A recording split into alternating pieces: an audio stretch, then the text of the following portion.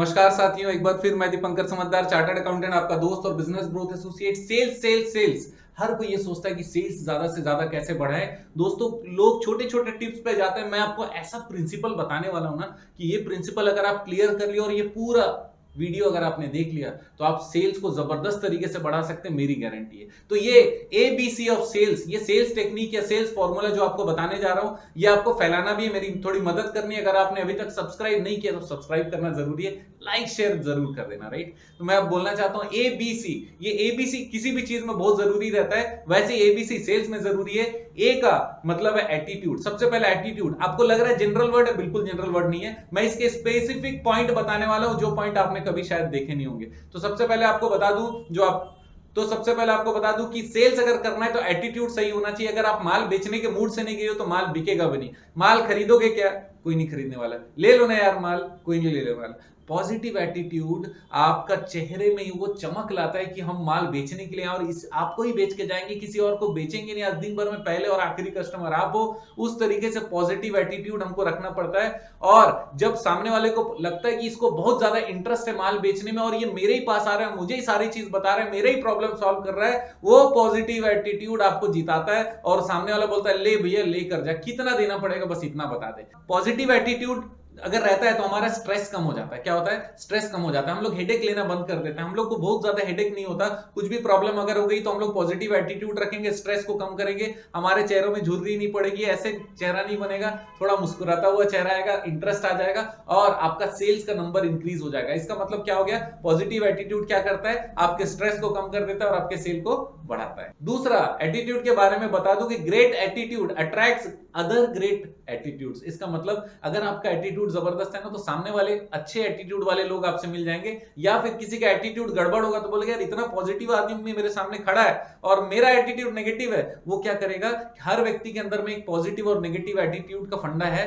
अगर सामने वाला पॉजिटिव होगा ना, पॉजिटिव को अट्रैक्ट करेगा, नेगेटिव चीज साइड होने लगेगी और सामने वाला आपसे बात करने लगेगा, आपकी बात सुनने लगेगा, आपका सेल्स बढ़ने लगेगा। अगला, एटीट्यूड के बारे में पॉजिटिव व्यू पॉइंट अगर रहेगा ना तो सेल्स ग्रो होता है। व्यू पॉइंट का मतलब ये होता है किसी भी काम का, किसी भी चीज का दो पक्ष हो सकता है, एक नेगेटिव और एक पॉजिटिव। हाँ, अगर कोई व्यक्ति नेगेटिव बात कर रहा है मतलब अगर कोई बोल रहा है कि यार दिन अच्छा नहीं है तो बोले अच्छा रात अच्छा है क्या? कौन सा चीज अच्छा है, हम लोग उसके बारे में बात कर सकते हैं। हम लोग को किसी से फाइट नहीं करना है। पॉजिटिव व्यू पॉइंट अगर हम लोग रखेंगे तो हमको किसी से फाइट करने की जरूरत नहीं है। लेकिन जो सही चीजें केवल उस पर अगर बात करेंगे ना तो हम लोग जीत सकते हैं। क्योंकि अगर कोई प्रोडक्ट लेकर जाओगे तो भगवान का दिया हुआ प्रोडक्ट नहीं रहेगा, उसमें 100% एक्यूरेसी नहीं रहेगा, राइट। तो उसमें हो सकता है 70% अच्छा हो, 60% अच्छा हो, 50% अच्छा हो, लेकिन आपको केवल अच्छे वाले पार्ट को ही लेकर चलना है, तब जाकर आप जीतोगे। इसका मतलब पॉजिटिव व्यू पॉइंट अगर रहेगा तो सेल्स का जो फिगर है ग्रो करेगा।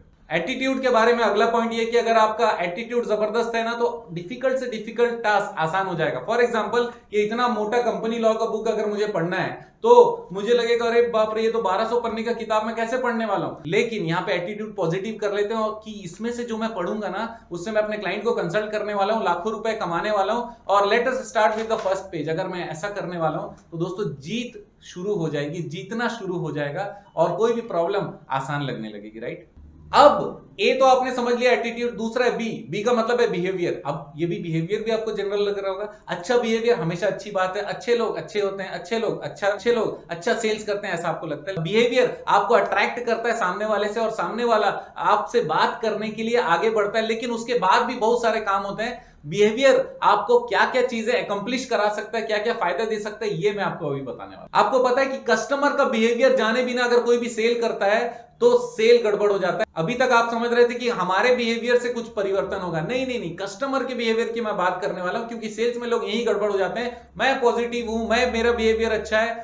आपका एटीट्यूड अच्छा आपका होना चाहिए, लेकिन बिहेवियर हम लोग स्टडी करेंगे सामने वाले का। अच्छा बिहेवियर सेल्समैन का होगा, भैया वो तो होना ही चाहिए, नहीं तो आपको तो सेल्स वाले से दूसरे दिन भगा दिए जाओगे। लेकिन मैं बोल रहा हूं बिहेवियर हमको स्टडी करना पड़ता है सामने वाले का, राइट। सामने वाले का बिहेवियर आप स्टडी करके अपने बिहेवियर को उससे मैच करके उसके प्रॉब्लम को कैसे सॉल्व करोगे, ये है बिहेवियर का फंडा, जो एबीसी वाले फंडे में बी वाला है, राइट। तो बिहेवियर किस किस जगह पे काम आता है? सबसे पहले सेल्स का जो फोरकास्ट करते हैं ना, सेल्स के बारे में हम लोग पता लगाते हैं कि आगे कितना सेल्स होने वाला है, पिछले सेल्स को बेस रख के आगे का हम लोग अगर फोरकास्ट करेंगे, आगे के बारे में भविष्यवाणी करेंगे, उसके लिए भी हम लोग को बिहेवियर की जरूरत पड़ेगी। फॉर एग्जाम्पल, अगर कोई सामान खरीदने आया और हम लोगों ने उससे थोड़ी बातचीत की और हमको पता चल गया कि भाई वो जूता खरीदने आया है लेकिन उसके घर में शादी है, तो हम लोग फोरकास्ट कर सकते हैं कि 20 जूता खरीदने का उसके में पावर है, एक चप्पल खाली मत बेचो, साथ में बहुत सारे जूते बेचने की कोशिश करो, उनके फैमिली वालों के लिए भी कुछ ऑफर है तो वो भी बता दो। बहुत सारी चीजें सेल्स फोरकास्ट आप लोग कर सकते हो, किसी एक इंडिविजुअल का भी और एक कोई कम्युनिटी का भी।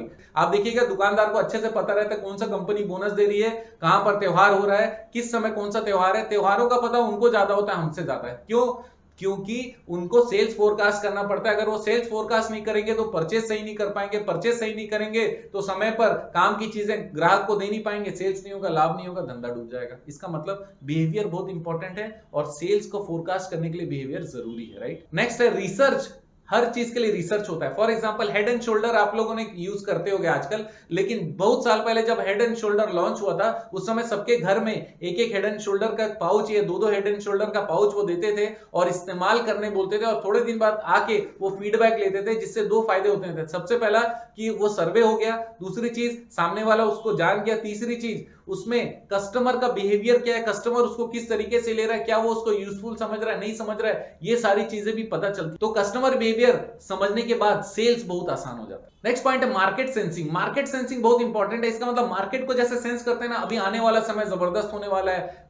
नॉर्मल त्योहार की बात नहीं कर रहा हूं, लेकिन अभी तेजी के समय की, अभी मंदी का समय, आगे तेजी आएगी कि आगे मंदी आएगी, ये सारी चीजें कस्टमर बिहेवियर से बहुत ज्यादा ओतप्रोत रहता है। कस्टमर बिहेवियर कैसा चेंज हो रहा है उसको हमेशा चेक करते रहेंगे तो मार्केट का सेंस हम लोग को आ जाएगा। तो कस्टमर बिहेवियर बहुत इंपॉर्टेंट है। मैं आपको बताने वाला हूं सेल्स का कॉन्सिक्वेंस इफेक्ट। क्या बता रहा हूं? सेल्स का कॉन्सिक्वेंस इफेक्ट बताने वाला हूं।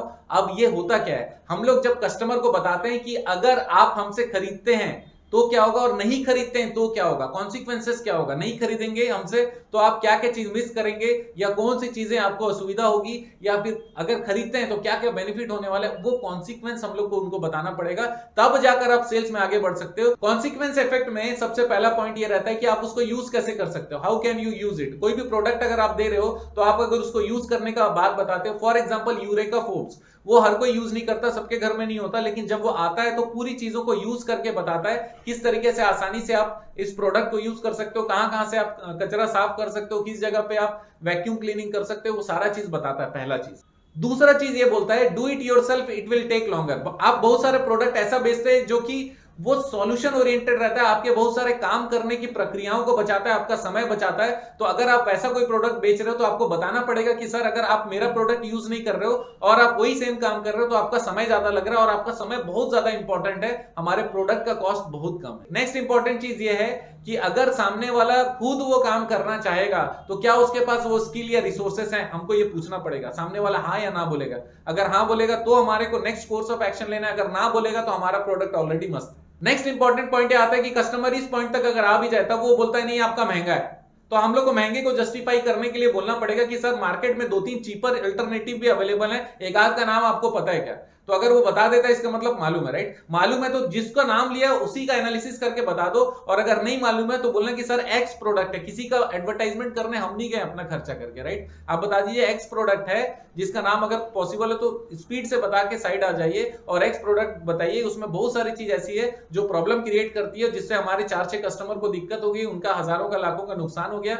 एक छोटा सा डिफरेंस के कारण, एक छोटे से फीचर के कारण हमारा प्रोडक्ट वो सारी चीजों को कवर करता है। तो चीपर आइटम वो सारा फैसिलिटी देता है कि नहीं देता है, वो चीज आप जरूर बताइए, और नहीं लेने से क्या होगा ये भी आप बता दीजिए। नेक्स्ट एक और चीज है कि कौन सा ज्यादा ड्यूरेबल है। अगर कोई सस्ता आइटम लेते हो तो कितने दिन तक चलेगा, तो आपको इस चीज को क्लैरिफाई करना पड़ेगा कि अगर कोई दूसरा आइटम की बात कर रहे हो जो सस्ता जरूर है लेकिन चलेगा 2 साल, मेरा वाला उससे 10% महंगा है लेकिन मेरा चलेगा 3.5 साल या 3 साल या 2.5 साल, तो आप कंपैरिजन करेंगे अगर लास्टिंग से तो आप बहुत सस्ता बेच रहे हो। दोस्तों एबीसी टेक्निक आपको एकदम सीधा जिता देता है, क्योंकि ये प्रिंसिपल बेस्ड है। इस वीडियो को बार बार घुमा कर देखिएगा, रिवर्स करके देखिएगा, दूसरों को शेयर जरूर करिएगा, क्योंकि एटीट्यूड बहुत इंपॉर्टेंट है, उसके स्पेशल पॉइंट इंपॉर्टेंट है। बिहेवियर के बारे में जो मैंने बताया उसको नोट कर लीजिए, यूज करिए, और कंसिक्वेंसेस गजब कर देने वाले, क्योंकि कंसिक्वेंस बेस्ड सेल्स जो रहता है वो सेल्स आपको एक्चुअली सेल्स क्लोज करने में मदद करता है। दोस्तों आप जानते हैं मेरा मिशन है हमेशा आप लोगों की मदद करना और समय पर सारी जानकारी देना। बने रहिएगा मेरे साथ। आपका दिन जबरदस्त और शुभ हो।